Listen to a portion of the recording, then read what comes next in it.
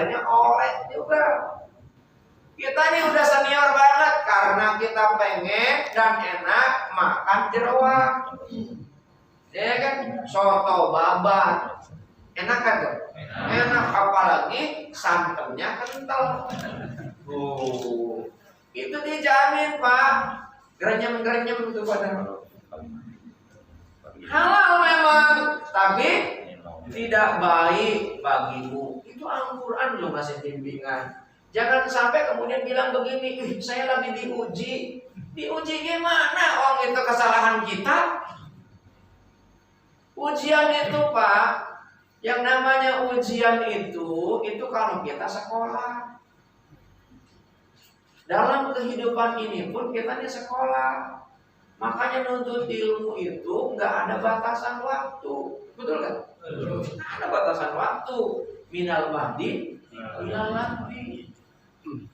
Nah sebab itulah jamaah yang dimuliakan Allah Subhanahu Wa Taala sudah halal, baik, dan juga jangan berlebihan.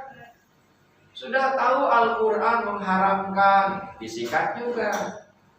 Tapi kan dikit, nggak ada itu istilah mau dikit mau banyak tetap saja haram. Ya. Kita ini punya kebiasaan makan saja sehari berapa kali? 3 kali. Yang dimakan apa? Makanan pokok isinya karbo. Gimana mau sehat yang seimbang? Makan tuh yang benar kalau dalam ilmu kesehatan tuh sering Pak. Bisa 5 kali, bisa 6 kali, tapi dikit makannya. Coba dijamin kalau makannya dikit Pak, nggak akan ada yang namanya perut buncit. Dan perut buncit itu Pak nggak disukai oleh Nabi sebenarnya. Kenapa? Karena itu sebuah indikator, mohon maaf, mudah-mudahan jadi nengok perut semua. Indikator kemalasan Pak. Karena biasanya buncit itu habis makan rebahan. Karena itu pola perilaku hidup. Islam cakep banget. Keren kan? Keren. Semuanya dibahas Pak sampai urusan perut. Jangankan urusan perut Pak, hal yang paling sangat porno dalam Islam diajari. Nah itulah yang disebut kajian akhlak. Makanya saya ini akan concern wilayah pembahasannya adalah wilayah akhlak. Kenapa? Karena itu buah dari ibadah. Ya, buah dari ibadah. Nah, buah ibadah itu supaya baik dan benar, bukan hanya sekedar baik. Ya, karena baik belum tentu benar.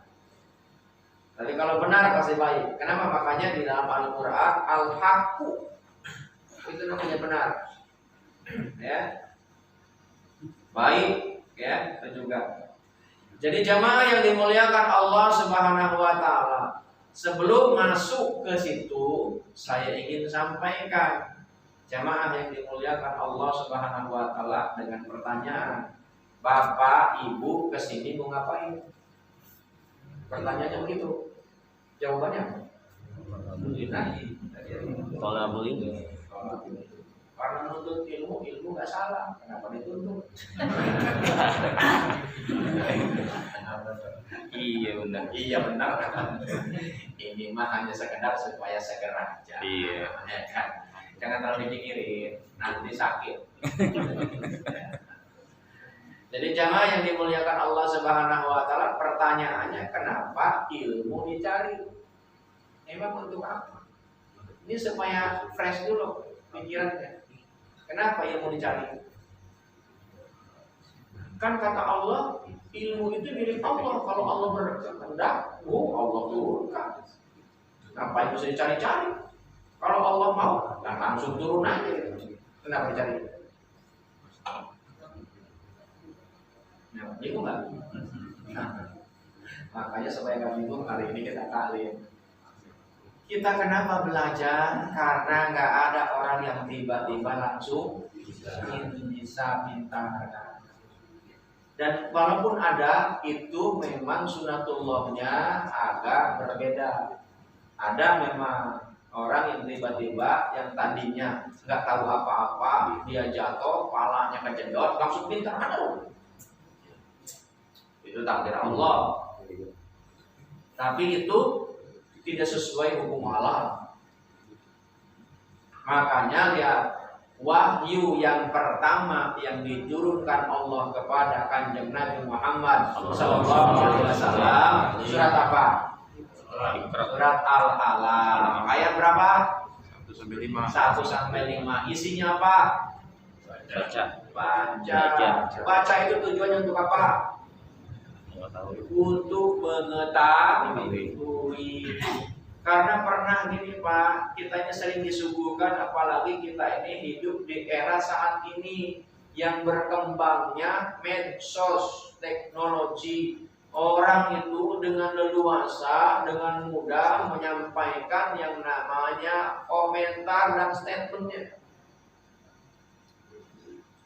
Yang kalau itu statementnya benar, sesuai dengan rujukan Al-Quran, is no problem. Tapi ada orang berdasarkan pemikiran, artinya hanya logika. Yang bahayanya yang menyampaikan tokoh.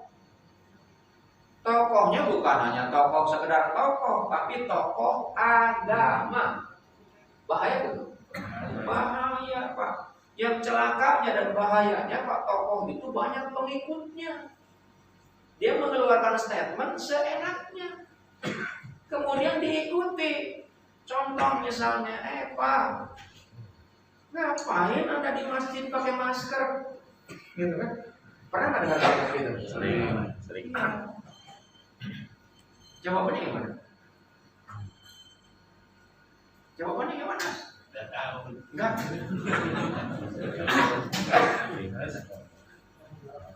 Orang pakai masker, dia pakai masker, waktunya mati nggak mati aja, masuk akal ya? Masuk akal Pak, kalau orang beragama. Yang menyampaikan tokoh agama, di sisi lain ada lagi tokoh agama, biarin aja. Ya kan? Kita ini kan pakai masker karena ngikutin protokol. Itu yang satu juga tokoh, yang satu tokoh juga. Yang diikutin yang mana? Bingung nggak? Bingung. Makanya itu pentingnya belajar. Dan belajar itu nggak boleh hanya satu guru Pak, bebas. Tapi dengan ada syarat ketentuan yang harus kita perhatikan.